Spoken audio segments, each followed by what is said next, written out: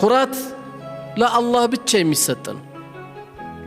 ለዚህም ነው ነብዩ አለይሂ ሰላቱ ወሰላም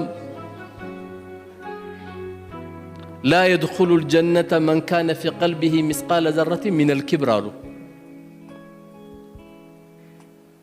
በልቡ ላይ የጎመን ዘር ያክል ኩራት ያለበት ሰው ጀነት አይገባም አሉ። ሰሃቦቹ በጣም ተደናገጡና ያ ረሱላህ አሉ ሰለላሁ ዐለይሂ ወሰለም إن الرجل يحب أن يكون ثوب حسن ونعله حسن ሰውየው ቆንጆ ልብስ መልበስ ይፈልጋል። ሰውየው ቆንጆ ጫማ መልበስ ይፈልጋል። ይሄ ነው እንደ ኩራት አንቱ የአላህ መላእክተኛ ብለው ጠየቋቸው። ላ ይሄ አይደለም። ለዚህ እንደው ምን አሏቸው? ኢነላህ ጀሚሉን ይحب الجمال አሏቸው። አላህ ቆንጆ ነው፣ ቆንጆ ነገር ነው የሚወደው አሉት። አላህ የሰጠን ጸጋ ማሳየት፣ አላህ የሰጠን ውብ ነገር ማሳየት አላህ የሚወደው እንጂ አላህ የሚቆጣበት አይደለም። ቆንጆ ገንዘብ ሰጥቶ ሁሌ ነጭ ሽሮ የምትበላ ከሆነ ትጠየቃለህ። አንተ ለምን ስጋ ያልበላው እንዴ? አይ አላህ ይቆጣብኛል። ለምን ይቆጣባል? ይሄን የሚለው ሰው ምን ስለሆነ መሰላችሁ? ቋጣሪ ነው። አውቆ ነው በዲን የሚያሳብበው። አብላ የወጥ ሽታ ያጡ የስጋ ሽታ ያጡ ሰዎች አብላ፣ ኒዕማን ገንዘብን አሳይ። አላህ ከሰጠ ነገር ልበስ። የለበስክበት ሱጁድ ነው የምትደፋበት። ምን ችግር አለ? እጅግ በጣም ደካማ ባለበት አካባቢ ስትሆን ደግሞ መካከለኛውን ቀልባቸውን ደግሞ እንዳይሰበር። አይ እኔ ትንሽ አሁን መራብ ፈልጋለሁ፣ የለም ብላ። ውሸታም ይማን ይሄ? መልበስ ካለብህ ልበስ። ጠረን ጓደኞች እንዳይከፉ ጥሩ ሽቶ ተቀባ። አላህ ከሰጠ ተገባ። ካልሆነ ደግሞ ጥሩ ታጠብ። የግድ ሽቶ አይጠበቅብህም። ካላገኘ ጥሩ ታጠብ፣ ሽታ አይኖር። አላህ ቆንጆ ነገር ነው የሚወድ። ከዚህ ትውልድ እድለቢሱ እርጉሙ ማን እንደሆነ ታውቃለህ? ከመጀመሪያው ትውልድ ግመሏን የቆረጣት ነው አላቸው። ኢዝም በዓተ አሽቃሃ። ከዚህ ትውልድ አላቅም አላቸው። ከዚህ ትውልድማ አንተን የሚገልህ ነው አሉት። አብዱራህማን ኢብኑ ሙልጅም የሚባል ከሃዲ ነበር። ለሱብሒ ሲወጡ የገደላቸው። ደነገጠ ዓሊ። የአላህ መልእክተኛ እገደላለሁ እንዴ አላቸው። አዎ ያ ዓሊ ትገደላለህ።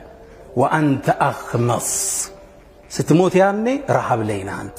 ምናልባት ጾመዋል፣ በጣም በተራቡበት ወቅት ነው የሚሰውት። ወአነ ሃዚህ ይሄ ጺምህ ለቱኽደቡ ብድማ፣ ደም ይታጠባል አሉት። ደነገጠ ዓሊ። የነቢዩን ቃል እውነት አለ። ለዛ ነው አንዴ ኩፋ የሚባል ኢራቅ ላይ ሂደው ታመው ሳለ ሊሞት ነው አሚረል ሙእሚኒን ሲሉ አልሞትም እኔ ገና መሞተው ጺሜ በደም ተነክሮ ነው አላቸው።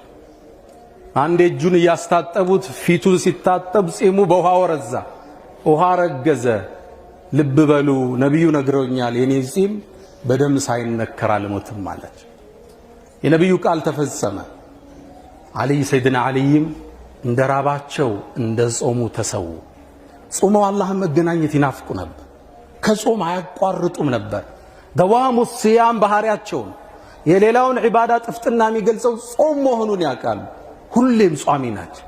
ሐታ ሊሞቱ ብለው ዑርወት ብን ዙበይር ታዋቂው ሰሓባ የሞት አፋፍ ሲደርስ ያው ሊሞት ሲል ሰው አፉ ይደርቃል፣ ምላሱ ይላወሳል። ውሃ መጡለትና ጠጣ አሉት። ውሃን ያልጠጣ ማለት እንደ ጾሙ ከአላህን መገናኘት ነው ፈልጋላችሁ። ምክንያቱም ሐዲስ ላይ ኢማሙ አሕመድ በተዘገበው ሼኽ አልባኒ ሰሒህ ባሊት ሐዲስ ላይ አንድ ሰው ለአላህ ብሎ ጾሞ ከሞተ ደኸለ الجنة ነው የሚለው ሐዲስ። ደኸለ ፊዕል ማዲ እንለዋለን። ገባ ይገባል አይደል? አላህ ነው የሚያስፈጥረው።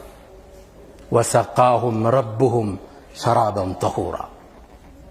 ነፊሰቱ ብንቱ ሐሰን የነቢዩ ዘርነች ታዋቂ ነፊሳ ብንቱል ሐሰን ብን ዘይድ ብን ዓሊ መስመሩ ወደዛ ነው። ዓቢድ ነበረች፣ ጿሚ ነበረች። የሞት አፋፍ ላይ ስትሆን እንዴ ያቃሰትሽ እኮ ነው ውሃ ጠጪ አሏት። ጾመኛ ነበረች። ጾምሽን ፍቻ አሏት። በጭራሽ አለች። አታውቁም እንደ እኔ 30 ዓመት ሙሉ አላህን በጾም እንዲወስደኝ ስለምነው ነበር አሁን አፈጥራለሁ እንዴ አለቻቸው። ቁርአን መቅራት ጀመረች። መጨረሻ ላይ እየቀራች ከተበ ረቡኩም ዐላ ነፍሲሂ ረሕማ የናንተ ጌታም በነፍሱ ላይ እዝነትን ጻፈ ሚለው አንቀጽ ስትደርስ ሩሃ ወደ ሰማይ ተሻገረች። ጾምን መተው አይፈልጉም ነበር። የጾምን ደረጃ ያውቃሉ። ጾመው ነው አላህን መገናኘት የሚፈልጉት። እሱ እንዲያስፈጠራቸው ነው የሚፈልጉት።